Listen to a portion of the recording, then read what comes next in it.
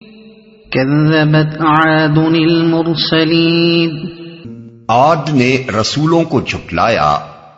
تقابل کے لیے ملاحظہ ہو الاعراف آیات 65 تا 72، ہود آیات 50 تا 60۔ مزید برآں اس قصے کی تفصیلات کے لیے قرآن مجید کے حسب ذیل مقامات بھی نگاہ میں رہیں۔ حامیم السجدہ آیات 13 اور 16، الاحقاف 21 اور 26، الذاریات 41 اور 45، القمر 18 اور 22، الحاقہ 4 اور 8، الفجر 6 اور 8۔ إذ قال لهم أخوهم هود ألا تتقون إني لكم رسول أمين فاتقوا الله وأطيعون۔ یاد کرو جب ان کے بھائی ہود نے ان سے کہا تھا کیا تم ڈرتے نہیں، میں تمہارے لیے ایک امانت دار رسول ہوں، لہذا تم اللہ سے ڈرو اور میری اطاعت کرو۔ ہود نے ان سے کہا تھا۔ حضرت ہود علیہ السلام کی اس تقریر کو سمجھنے کے لیے ضروری ہے کہ اس قوم کے متعلق وہ معلومات ہماری نگاہ میں رہیں جو قرآن مجید نے مختلف مقامات پر ہمیں بہم پہنچائی ہیں۔ ان میں بتایا گیا ہے کہ قوم نوح کی تباہی کے بعد دنیا میں جس قوم کو عروج عطا کیا گیا وہ یہی تھی۔ چنانچہ ارشاد ہوتا ہے وَاذْكُرُوا إِذْ جَعْلَكُمْ خُلَفَاءَ مِن بَعْدِ قَوْمِ نوح، سورہ اعراف آیت 69۔ یعنی یاد کرو اللہ کے اس فضل و انعام کو کہ نوح کی قوم کے بعد اس نے تم کو خلیفہ بنایا۔ جسمانی حیثیت سے یہ بڑے تنومند اور زوراور لوگ تھے۔ وَزَادَكُمْ فِي الْخَلْقِ بَسْطَةً، الاعراف آیت 69۔ یعنی اور تمہیں جسمانی ساخت میں خوب تنومند کیا۔ اپنے دور میں یہ بے نظیر قوم تھی، کوئی دوسری قوم اس کی ٹکر کی نہ تھی۔ التی لم یخلق مثلها فی البلاد، سورہ فجر آیت 8۔ یعنی جس کے مانند ملکوں میں کوئی قوم پیدا نہیں کی گئی۔ اس کا تمدن بڑا شاندار تھا اور اونچے اونچے ستونوں کی بلند و بالا عمارتیں بنانا اس کی وہ خصوصیت تھی جس کے لیے وہ اس وقت کی دنیا میں مشہور تھی۔ الم تر کیف فعل ربک بعاد ارم ذات العماد، سورہ فجر آیات 6 اور 7۔ یعنی تو نے دیکھا نہیں کہ تیرے رب نے کیا کیا ستونوں والے عاد ارم کے ساتھ؟ اس مادی ترقی اور جسمانی زور آوری نے ان کو سخت متکبر بنا دیا تھا اور انہیں اپنی طاقت کا بڑا گھمنڈ تھا۔ چنانچہ ارشاد ہوتا ہے فَأَمَّا عَادٌ فَاسْتَكْبَرُوا فِي الْأَرْضِ بِغَيْرِ الْحَقِّ وَقَالُوا مَنْ أَشَدُّ مِنَّا قُوَّةً، سورہ حامیم السجدہ آیت 15۔ یعنی رہے عاد تو انہوں نے زمین میں حق کی راہ سے ہٹ کر تکبر کی روش اختیار کی اور کہنے لگے کہ کون ہے ہم سے زیادہ زوراور۔ ان کا سیاسی نظام چند بڑے بڑے جباروں کے ہاتھ میں تھا جن کے آگے کوئی دم نہ مار سکتا تھا۔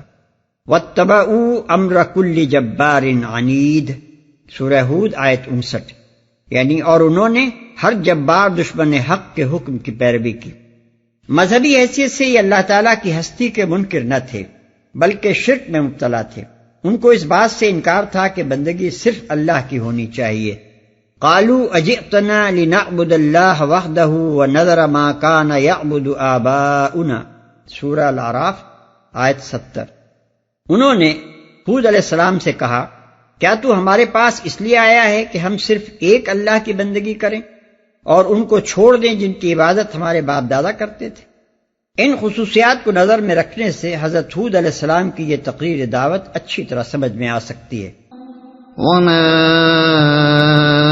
أسألكم عليه من أجر إن أجري إلا على رب العالمين أتبنون بكل ريع آية تعبثون وتتخذون مصانع لعلكم تخلدون۔ میں اس کام پر تم سے کسی اجر کا طالب نہیں ہوں، میرا اجر تو رب العالمین کے ذمے ہے۔ یہ تمہارا کیا حال ہے کہ ہر اونچے مقام پر لا حاصل ایک یادگار عمارت بنا ڈالتے ہو اور بڑے بڑے قصر تعمیر کرتے ہو، گویا تمہیں ہمیشہ رہنا ہے، یادگار عمارت بنا ڈالتے ہو۔ یعنی محض اپنی عظمت و خوشحالی کا مظاہرہ کرنے کے لیے ایسی عالیشان عمارتیں تعمیر کرتے ہو جن کا کوئی مصرف نہیں، جن کی کوئی حاجت نہیں، جن کا کوئی فائدہ اس کے سوا نہیں کہ وہ بس تمہاری دولت و شوکت کی نمود کے لیے ایک نشانی کے طور پر کھڑی رہیں۔ گویا تمہیں ہمیشہ رہنا ہے۔ یعنی تمہاری دوسری قسم کی تعمیرات ایسی ہیں جو اگرچہ استعمال کے لیے ہیں، مگر ان کو شاندار، مزین اور مستحکم بنانے میں تم اس طرح اپنی دولت، محنت اور قابلیتیں صرف کرتے ہو جیسے دنیا میں ہمیشہ رہنے کا سامان کر رہے ہو، جیسے تمہاری زندگی کا مقصد بس یہیں کے عیش کا اہتمام کرنا ہے اور اس کے ماورا کوئی چیز نہیں ہے جس کی تمہیں فکر ہو۔ اس سلسلے میں یہ بات ملحوظ خاطر رہنی چاہیے کہ بلا ضرورت یا ضرورت سے زیادہ شاندار عمارتیں بنانا کوئی منفرد فعل نہیں ہے جس کا ظہور کسی قوم میں اس طرح ہو سکتا ہو کہ اس کی اور سب چیزیں تو ٹھیک ہوں اور بس یہی ایک کام وہ غلط کرتی ہو۔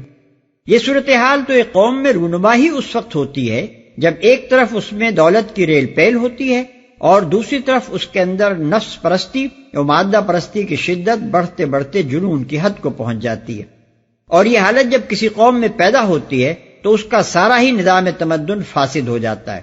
حضرت ہود علیہ السلام نے اپنی قوم کی تعمیرات پر جو گرفت کی اس سے مقصود یہ نہیں تھا کہ ان کے نزدیک صرف یہ عمارتیں ہی بجائے خود قابل اعتراض تھیں، بلکہ دراصل وہ بحیثیت مجموعی ان کے فساد تمدن و تہذیب پر گرفت کر رہے تھے، اور ان عمارتوں کا ذکر انہوں نے اس حیثیت سے کیا تھا کہ سارے ملک میں ہر طرف یہ بڑے بڑے پھوڑے اس فساد کی نمایاں ترین علامت کے طور پر ابھرے نظر آتے تھے۔ وَإِذَا بَطَشْتُم بَطَشْتُم جَبَّارِينَ فَاتَّقُوا اللَّهَ وَأَطِيعُونِ۔ اور جب کسی پر ہاتھ ڈالتے ہو جبار بن کر ڈالتے ہو، پس تم لوگ اللہ سے ڈرو اور میری اطاعت کرو۔ جبار بن کر ڈالتے ہو یعنی اپنا معیار زندگی بلند کرنے میں تو تم اس قدر غلو کر گئے ہو کہ رہنے کے لیے تم کو مکان نہیں، محل اور قصر درکار ہیں، اور ان سے بھی جب تمہاری تسکین نہیں ہوتی تو بلا ضرورت عالیشان عمارتیں بنا ڈالتے ہو جن کا کوئی مصرف اظہار قوت و ثروت کے سوا نہیں ہے۔ لیکن تمہارا معیار انسانیت اتنا گرا ہوا ہے کہ کمزوروں کے لیے تمہارے دلوں میں کوئی رحم نہیں، غریبوں کے لیے تمہاری سرزمین میں کوئی انصاف نہیں، گرد و پیش کی ضعیف قومیں ہوں یا خود اپنے ملک کے پست طبقات، سب تمہارے جبر و ظلم کی چکی میں پس رہے ہیں اور کوئی تمہاری چیرہ دستیوں سے بچا نہیں رہ گیا ہے۔ وَاتَّقُوا الَّذِي أَمَدَّكُم بِمَا تَعْلَمُونَ أَمَدَّكُم بِأَنْعَامٍ وَبَنِينَ وَجَنَّاتٍ وَعُيُونٍ أَخَافُ عَلَيْكُمْ عَذَابَ يَوْمٍ عَظِيمٍ۔ ڈرو اس سے جس نے وہ کچھ تمہیں دیا ہے جو تم جانتے ہو، تمہیں جانور دیے، اولادیں دیں، باغ دیے اور چشمے دیے، مجھے تمہارے حق میں ایک بڑے دن کے عذاب کا ڈر ہے۔ قالوا سواء علينا أوعظت أم لم تكن من الواعظين إن هذا إلا خلق الأولين وما نحن بمعذبين فكذبوه فأهلكناهم إن في ذلك لآية وما كان أكثرهم مؤمنين وإن ربك لهو العزيز الرحيم۔ انہوں نے جواب دیا، تو نصیحت کر یا نہ کر ہمارے لیے سب یکساں ہے، یہ باتیں تو یوں ہی ہوتی چلی آئی ہیں اور ہم عذاب میں مبتلا ہونے والے نہیں ہیں۔ آخر کار انہوں نے اسے جھٹلا دیا اور ہم نے ان کو ہلاک کر دیا۔ یقیناً اس میں ایک نشانی ہے، مگر ان میں سے اکثر لوگ ماننے والے نہیں ہیں، اور حقیقت یہ ہے کہ تیرا رب زبردست بھی ہے اور رحیم بھی۔ یوں ہی ہوتی چلی آئی ہیں۔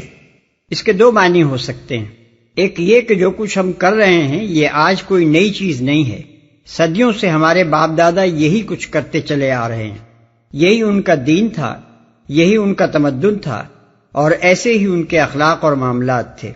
کون سی آفت ان پر ٹوٹ پڑی تھی کہ اب ہم اس کے ٹوٹ پڑنے کا اندیشہ کریں؟ اس طرز زندگی میں کوئی خرابی ہوتی تو پہلے ہی وہ عذاب آ چکا ہوتا جس سے تم ڈراتے ہو۔ دوسرے معنی یہ بھی ہو سکتے ہیں کہ جو باتیں تم کر رہے ہو ایسی ہی باتیں پہلے بھی بہت سے مذہبی خبطی اور اخلاق کی باتیں بھگاڑنے والے کرتے رہے ہیں، مگر دنیا کی گاڑی جس طرح چل رہی تھی اسی طرح چلے جا رہی ہے۔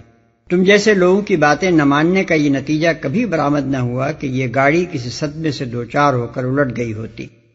ہم نے ان کو ہلاک کر دیا۔ اس قوم کے ہلاک ہونے کی جو تفصیل قرآن مجید میں بیان کی گئی ہے وہ یہ ہے کہ اچانک زور کی آندھی اٹھی، یہ لوگ دور سے اس کو اپنی وادیوں کی طرف آتے دیکھ کر سمجھے کہ گھٹا چھائی ہے، خوشیاں منانے لگے کہ اب خوب بارش ہوگی، مگر وہ تھا خدا کا عذاب۔ 8 دن اور 7 راتوں تک مسلسل ایسی طوفانی ہوا چلتی رہی جس نے ہر چیز کو تباہ کر ڈالا۔ اس کے زور کا یہ عالم تھا کہ اس نے آدمیوں کو اٹھا اٹھا کر پھینک دیا۔ اس کی گرمی اور خشکی کا یہ حال تھا کہ جس چیز پر سے گزر گئی اسے بوسیدہ کر کے رکھ دیا۔ اور یہ طوفان اس وقت تک نہ تھما جب تک اس ظالم قوم کا ایک ایک متنفس ختم نہ ہو گیا۔ بس ان کی بستیوں کے کھنڈر ہی ان کے انجام کی داستان سنانے کے لیے کھڑے رہ گئے، اور آج کھنڈر بھی باقی نہیں ہیں۔ احقاف کا پورا علاقہ ایک خوفناک ریگستان بن چکا ہے۔